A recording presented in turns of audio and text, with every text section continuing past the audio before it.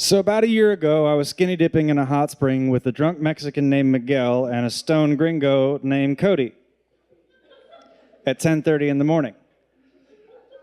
The drunk Mexican named Miguel doesn't have any further appearances in this story, but I liked him, so I include him.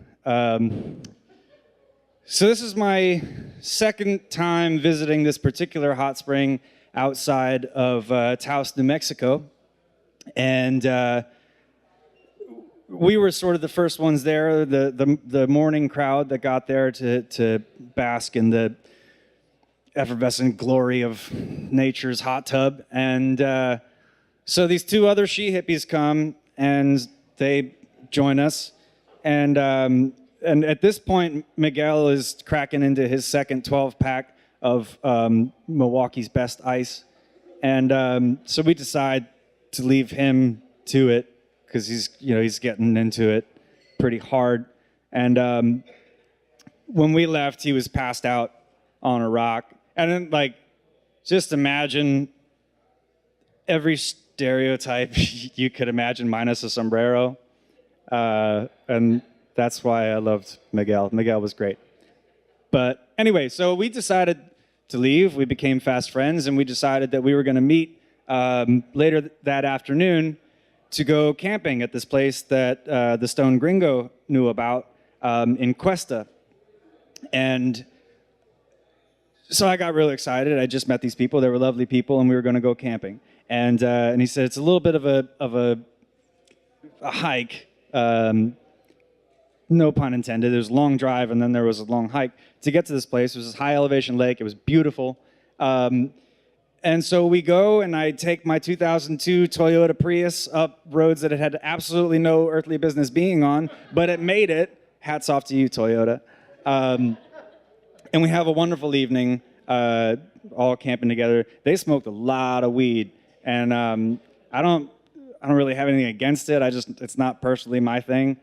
So I was a little bit of the odd man out, but it was still fun. And so we went on this crazy, incredible, beautiful hike. Cody, the Stone Gringo, was smoking a joint the entire time, lighting one joint off the next joint. And at 11,500 feet, which is just fascinating to me. But anyway, we get back, we cook this incredible vegan feast over a fire, and it was great. And then we wake up the next morning, and so Cody's rolling his first spliff of the day and having this brief moment of sober reflection, and he's like, I smoke too much. Lights it. And so they go down to the banks of this high altitude lake, and he gets his fly rod out, and it's going to be great. We're going to have a trout brunch, and so I'm up at the campsite. Cody and the two she hippies go down to the lake, and there's this smoke that keeps going through our campsite. And my first thought is, it wasn't super remote. There were other people camping nearby. And my first thought was someone is just having a hard time getting their fire started in the morning.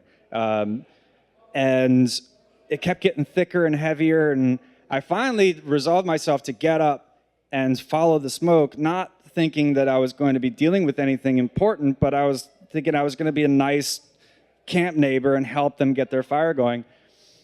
So I keep walking, and the smoke's getting thicker and thicker, and finally I get to this little clearing. I turn down this path, and there's just billowing smoke up the side of this grade that's a couple degrees short of a genuine cliff. And there's this guy with a gallon jug of water dumping it over the side. And I kind of stand there looking at him. He turns around, and we lock eyes for a second, and I yell out, "Is it bad?" And he's like, "Yeah, it's pretty bad." So I sprint back to my car, and this was during a 2-month sojourn through the desert. And if you're going to have anything with you during a 2-month sojourn through the desert, it's copious amounts of water.